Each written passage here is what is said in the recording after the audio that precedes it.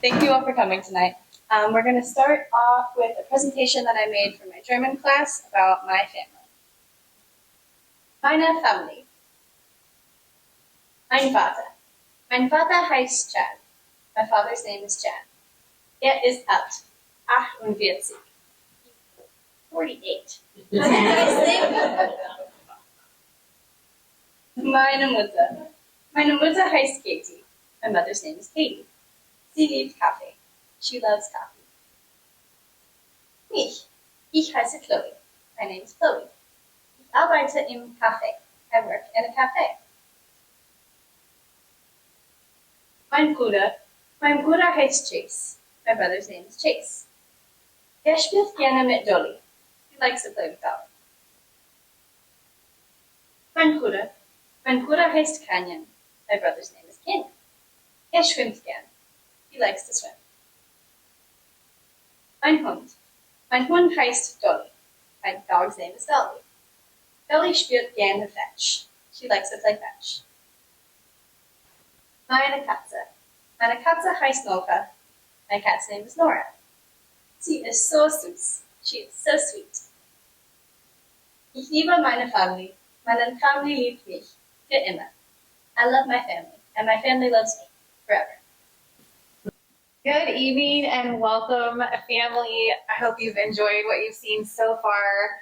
It has been such a joy this year to have music in our home. I'll be cooking dinner or just doing whatever we're doing around the house, and to have songs and hymns like that just ringing through the air has really been an awesome blessing, and I'm so proud of the kids for picking that back up. The German, Chloe blows me away with that. As you know, last year I was attempting to teach German to Chloe, and I'd say a couple months, maybe a month into it, Chloe was teaching me last year. So this year we enlisted the help of True North Homeschool Academy, and she took a pretty in-depth course with their German 1 program, and she is just flourishing with that. One thing that I'm so proud about the kiddos is their desire to be lifelong learners, and they are afforded so many wonderful opportunities for lifelong learning. And these things show up in a variety of ways, from our Friday tradition that we have of cleaning the house together as a family. The kids get to scrub the toilets and sweep the floors. And the point is that they're blessing the home that blesses us.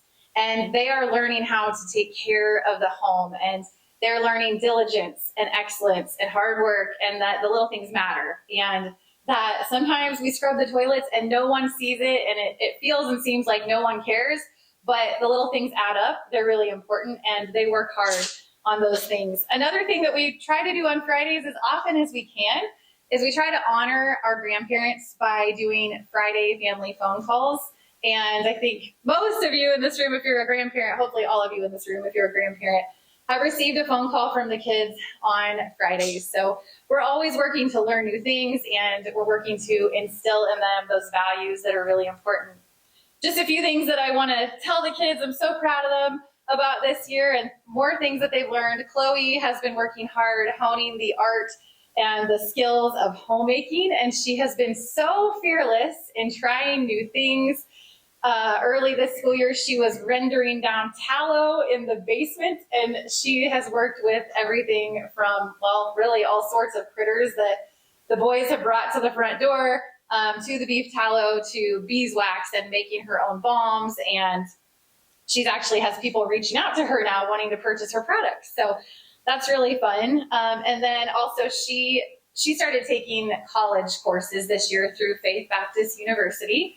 And she took 5 credit hours through 2 courses, and she really jumped in and has done a tremendous job with that. She's a straight A student in her German class, in all the classes that she takes with me, and all of her college classes this year. So I know she has worked so hard, and I'm so proud of her for that. Chase is just growing into a young man before my very eyes. He's as tall as I am now. And one thing I really appreciate about Chase is that he is very self-motivated and self-disciplined. Chase is really good at building, creating good habits. And one thing that he has done this year is he created for himself a workout routine that he has done. I would say he's close to 200 days straight. I think we were on a trip and he maybe missed one or two, but he has done this workout program that he created for himself. I would say close to the 200 day in a row mark. He is a tremendous young man. He is driving me around now as he just launched into driver's ed recently. He drove me here today, in fact. And one thing that I also really love about him is that he's very protective. He is going to be a phenomenal husband and dad someday. Him and Chloe like to go have adventures, and she comes home and she tells me that he's very protective of her. And I love that about him. Canyon, also growing right before my eyes into a strapping young man. Canyon has grown to become my true outdoorsman. Canyon has really dove into the world of hunting and trapping this year. He also has worked very, very hard and saved money to purchase things like guns, several guns. I think he probably owns almost as many as his daddy at this point. And then he also worked and saved up and purchased his very first e-bike. So it's both exciting and giving me more gray hair because he loves to be out riding his e-bike. But I'm so proud of him and all the things that he continues to grow and learn. The kids also work really hard behind the scenes. We recently put on a roofing meeting. Their dad put on a roofing meeting, and it really was a family effort. The kids were so grown up. They were shaking hands as all of these strangers at first walked in the door, and they would shake their hand and look them in the eye, and just learning those communication skills and social skills and business and entrepreneurship skills, and learning to look people in the eye and to speak with confidence. And they've done a wonderful job at that this year. And all these things that they've learned and that they're learning, all these skill sets are really going to serve them their whole life long. And I could not be more happy about that and more proud of them about that. And so tonight, Chloe, Chase, and Canyon, we commend your learning and your continued growth. And so I really just want to thank all of you guys for being here, for helping to celebrate their hard work, and most importantly, for supporting the kids on their continuing growth journeys. And we hope that you're blessed by the rest of the evening. I'm going to show now a video, just a short recap of our homeschool year. So please enjoy. Chloe, Chase, and Canyon. Hey kiddos, year 3 is under our belt. The days may have felt long sometimes, but man, the year flew by fast. I think it was our best year yet. It was more intentional, more smooth, more in the flow than ever before. And amidst the ups and downs that every family, including ours, is sure to experience, one thing that I adore about our family is that we always stick together. We had way more wonderful moments than tough ones. And as the gaffer said, all's well that ends better. Whether you guys were memorizing world geography through another goofy song that I presented you, or attempting to camp in the deer stand with Dolly, or bringing some weird critter that you hunted to the front door, or helping me make a snack cootery board on a Sunday afternoon, or randomly cold plunging in the pond, or playing pickleball, or helping Dad and I on a workcation, or we were having a slow evening playing cards after dinner, I've discovered that those little moments are what matter the most. They're precious and they're so, so good. Speaking of happy moments, you all know that the nights that you guys did pajama jams were my favorite moments of all. There's nothing sweeter than seeing and hearing you kids sit down at the piano and watching music spill out of your hearts and your fingertips. Another favorite from this year were all the hours we spent on the road together, listening through The Hobbit, Lord of the Rings, and the Chronicles of Narnia. It was somewhere around 80 hours of audio, and each minute seemed to behold more adventure than the last one. Honestly, I could quote Gandalf or Frodo or Sam Gamgee or Aslan all day long, but instead I'll stop talking and let you enjoy the following photos and the sweet moments from our year together. I love you guys so much, and as always, your dad and I are so very proud of you. Love, Mama.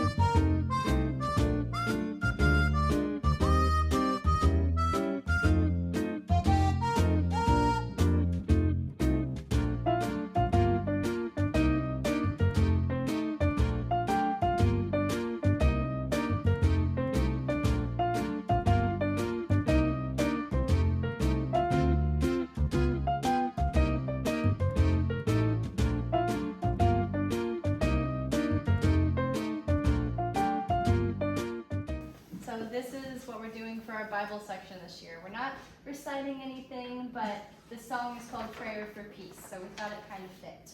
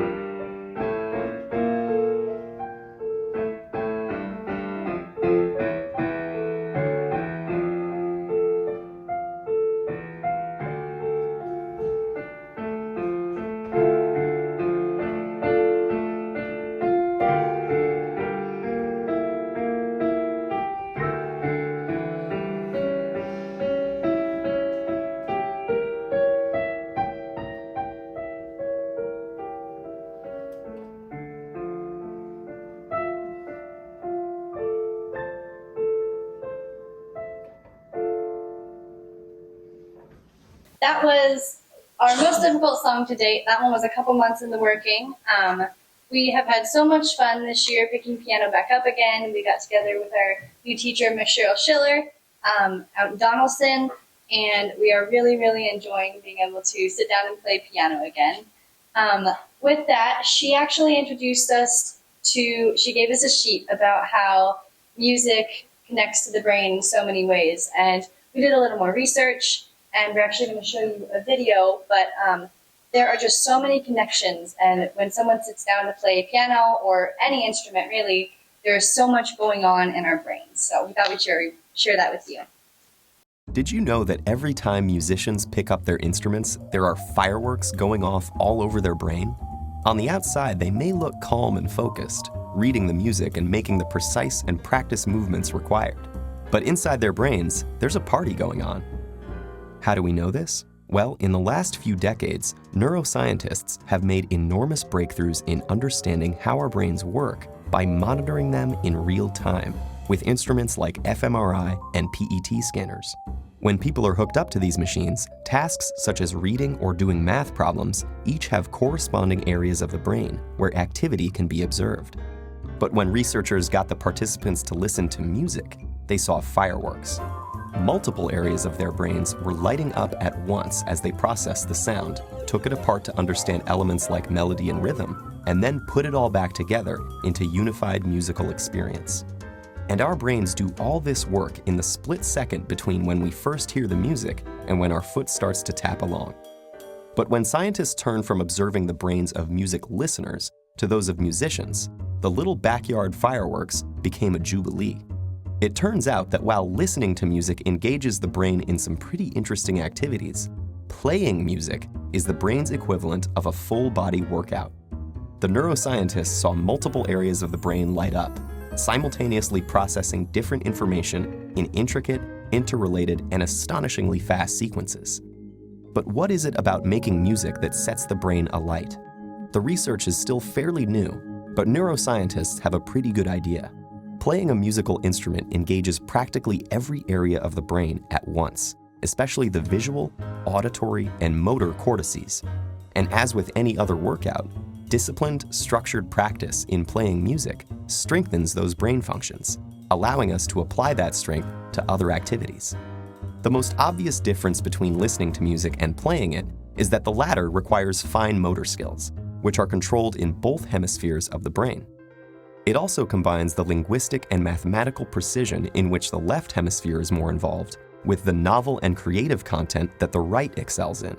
For these reasons, playing music has been found to increase the volume and activity in the brain's corpus callosum, the bridge between the two hemispheres, allowing messages to get across the brain faster and through more diverse routes. This may allow musicians to solve problems more effectively and creatively in both academic and social settings. Because making music also involves crafting and understanding its emotional content and message, musicians often have higher levels of executive function, a category of interlinked tasks that includes planning, strategizing, and attention to detail, and requires simultaneous analysis of both cognitive and emotional aspects. This ability also has an impact on how our memory systems work. And indeed, musicians exhibit enhanced memory functions, creating, storing, and retrieving memories more quickly and efficiently. Studies have found that musicians appear to use their highly connected brains to give each memory multiple tags, such as a conceptual tag, an emotional tag, an audio tag, and a contextual tag, like a good internet search engine. So how do we know that all these benefits are unique to music as opposed to, say, sports or painting? Or could it be that people who go into music were already smarter to begin with? Neuroscientists have explored these issues, but so far they have found that the artistic and aesthetic aspects of learning to play a musical instrument are different from any other activity studied, including other arts. And several randomized studies of participants who showed the same levels of cognitive function and neural processing at the start found that those who were exposed to a period of music learning showed enhancement in multiple brain areas compared to the others. This recent research about the mental benefits of playing music has advanced our understanding of mental function, revealing the inner rhythms and complex interplay that make up the amazing orchestra of our brain.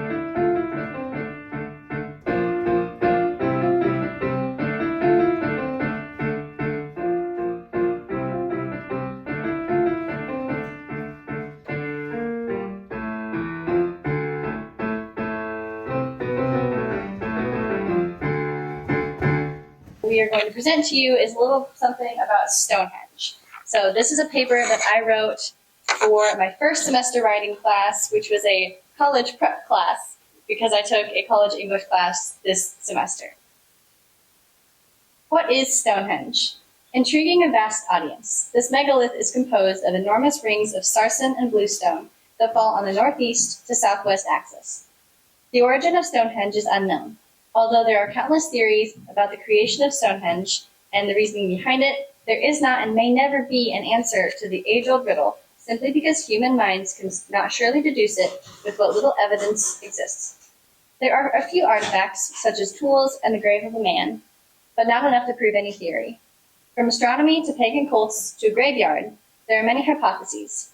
Among others, astronomers, archaeologists, and historians have all worked toward an answer. Having many alignments with astronomical occurrences, Stonehenge is assumed by most to have great significance related to astronomy. The astronomical study of Stonehenge began in 1740 by a man named Sir Norman Lockyer.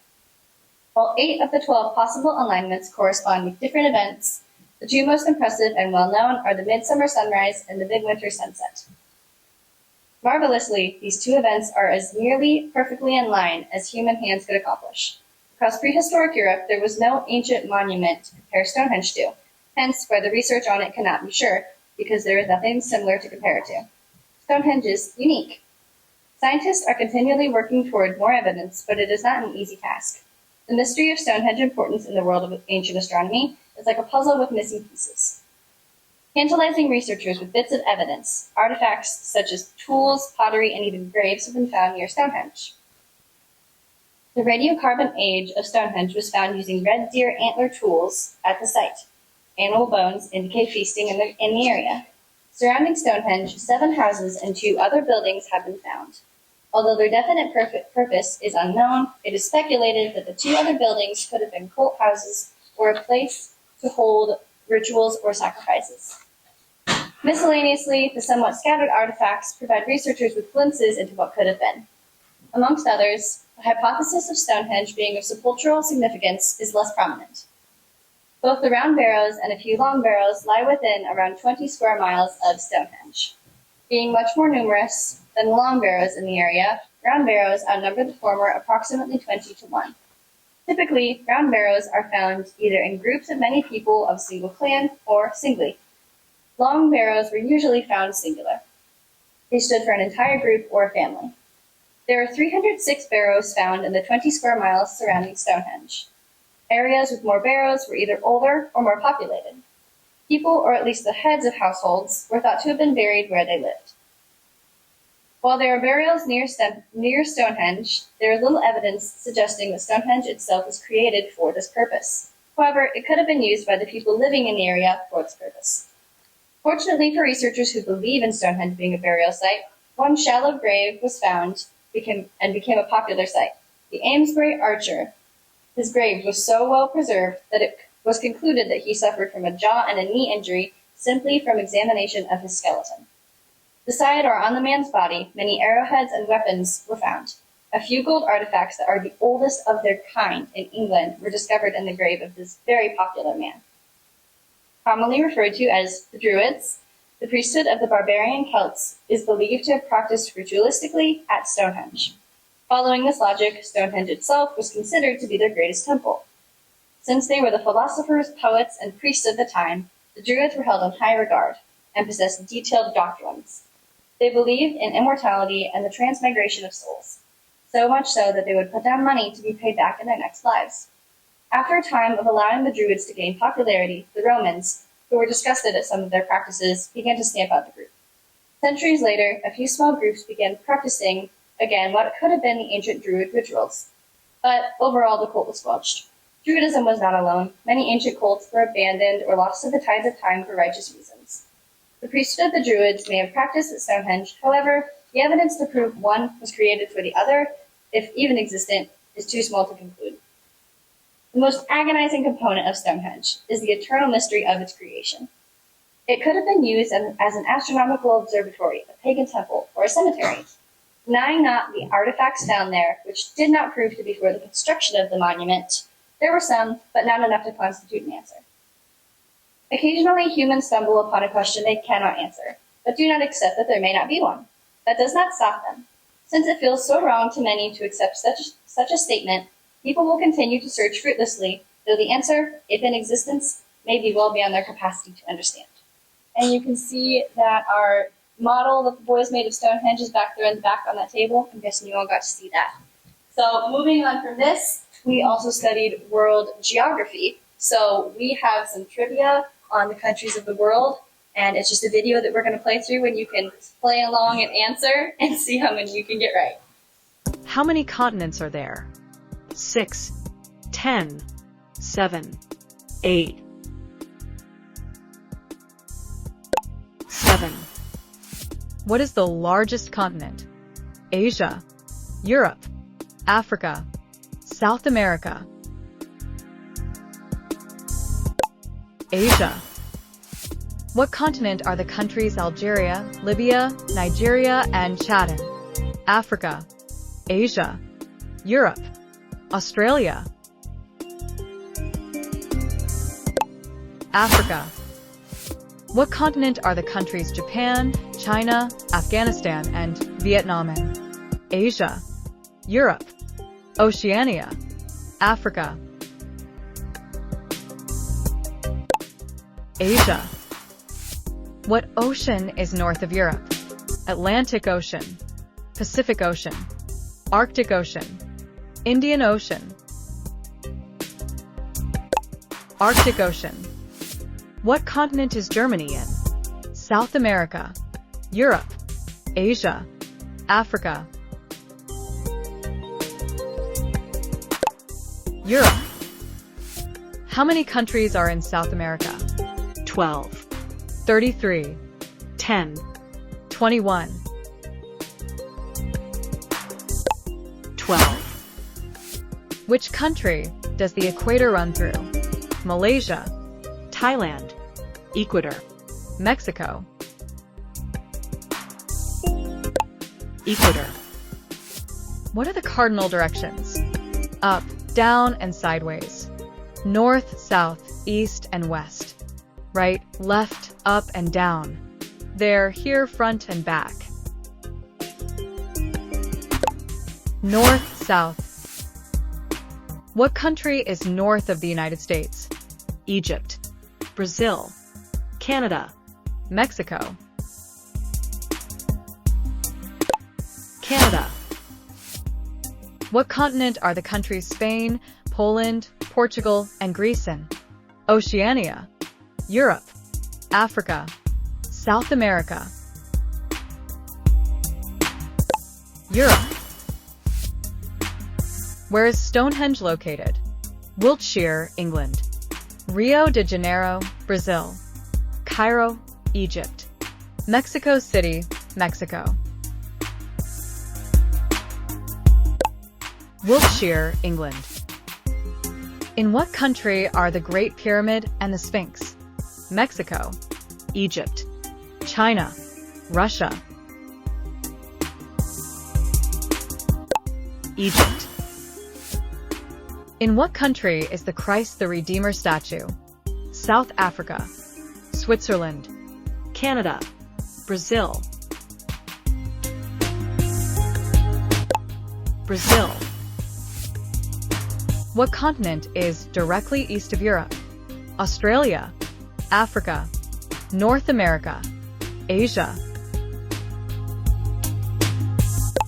Asia. In what country is the Taj Mahal? Peru, India, Kenya, Estonia. India. In what continent are the countries Brazil, Peru, and Chile? South America, Asia, Europe, North America. South America. Where is the red? South, west, North. east, west. What is the largest ocean? Atlantic Ocean, Pacific Ocean, Southern Ocean, Indian Ocean, Pacific Ocean. What is another name for the continent of Australia? Ocean Island Central, Kangaroo Land, Oceania, New Zealand. Oceania.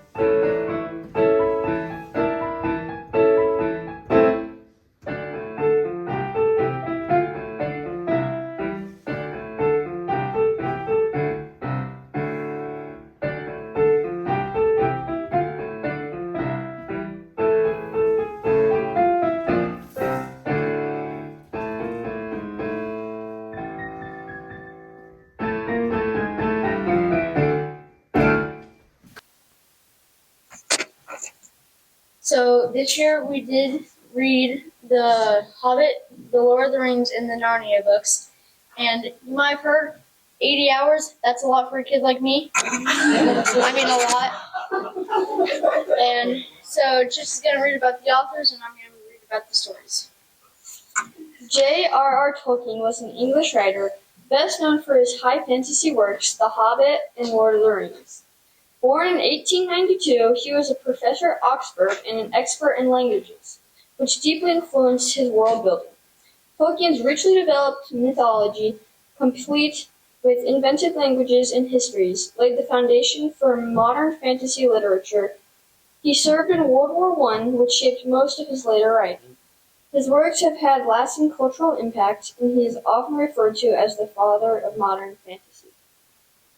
C.S. Lewis was a British writer, best known for his Chronicles of Narnia series, as well as his works on Christian apologetics like Mere Christianity. Born in 1989, he was a close friend of J.R.R. Tolkien and a member of the literary group The Inklings.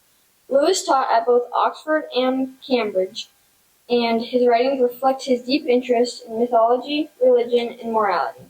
A former atheist turned devout Christian, he used storytelling to explore spiritual themes, and his works have remained influential in both literary and religious circles. The Hobbit and the Lord of the Rings are the epic fantasy tales by J.R.R. Tolkien that takes place in a magical world called Middle-earth. In The Hobbit, a small, quiet creature named Bilbo Baggins goes on a journey with some dwarves to get the treasure back from a dragon named Smaug.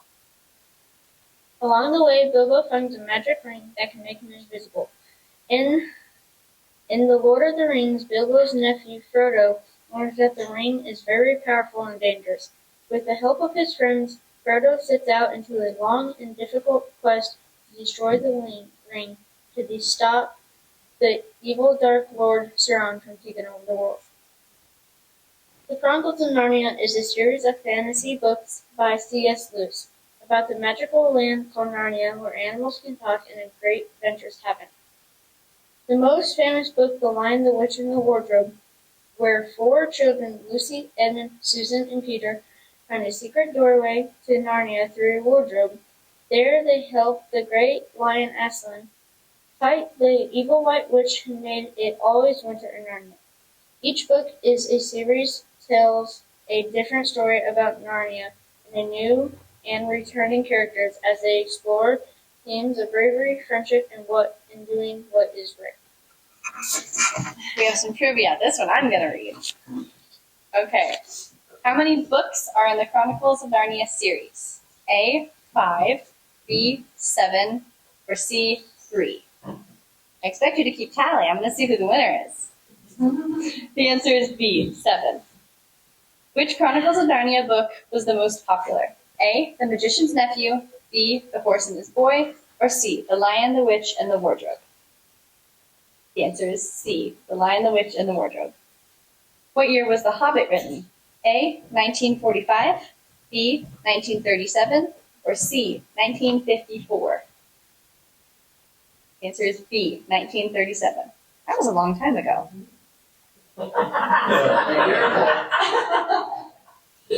When were the Narnia books written? A, 1920 to 1930, B, 1950 to 1956, or C, 1960 to 1970? The answer is B, 1950 to 1956. Who does Aslan represent in the Chronicles of Narnia? A, a wise teacher, B, a king from another world, or C, Jesus? The answer is C, Jesus. What is Frodo's mission in The Lord of the Rings? A, to find treasure, B, to destroy the One Ring, or C, to become king? The answer is B, to destroy the One Ring. What kind of creature is Aslan? A, a lion, B, a bear, or C, a dragon? The answer is A, a lion. What are the names of the 4 Pevensey siblings? A, Peter, Susan, Edmund, and Lucy. B, Harry, Ron, Hermione, and Ginny. Or C, Bilbo, Frodo, Sam, and Mary. I think Kayla would have appreciated that one. The answer is A, Peter, Susan, Edmund, and Lucy. Who goes with Frodo to Mount Doom? A, Aragorn, B, Gandalf, or C, Sam Gamgee? The answer is C, Sam Gamgee. What does Aslan do to save Edmund? A, sends him away, B, casts a spell, or C, sacrifices himself in his place? The answer is C, he sacrifices himself. What magical food do the travelers eat in Lord of the Rings? A, elvish cake, B, lembas bread, or C, dragon fruit? The answer is B, lembas bread. But I think dragon fruit was pretty clever. Good job, Mom. Who is the wise wizard in Lord of the Rings? A, Sauron, B, Gandalf, or C, Merlin? The answer is B, Gandalf. What is the name of the mountain where the One Ring is destroyed? A, Mount Everest, B, Mount Thunder, or C, Mount Doom? C, Mount Doom. And I think that one fits. And 18, our last one. What kind of animal is Reepicheep? Is Reepicheep A, a mouse, B, a cat, or C, a hedgehog? Reepicheep the mouse. So for math this year, instead of doing a bunch of boring math problems, me and Kingen have been learning Rubik's Cube algorithms, and we're going to be doing like a little race. We're also going to a competition at the end of May. Okay, so let them shuffle their cubes up, and then we're going to count them down. 3, 2, 1, go!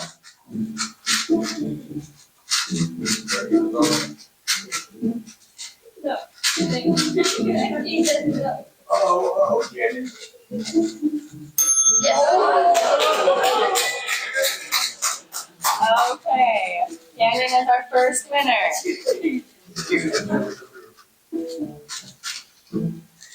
Okay, 3. Oh! Okay.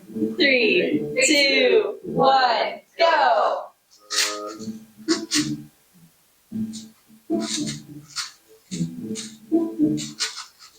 Oh, I got you. I wasn't even close.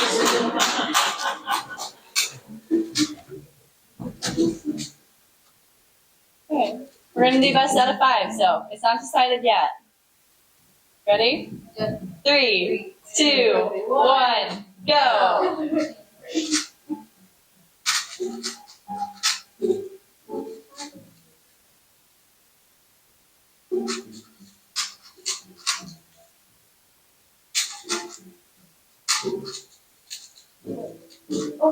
I'm just too Okay, we're still going.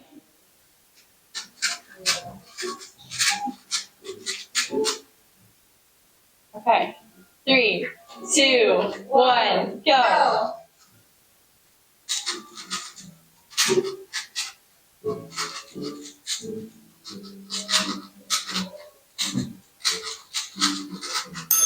No.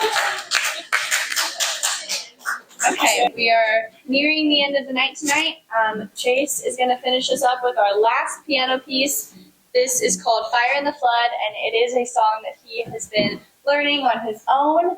I believe it started on YouTube, but he has spent a few months learning this, and he is going to treat you.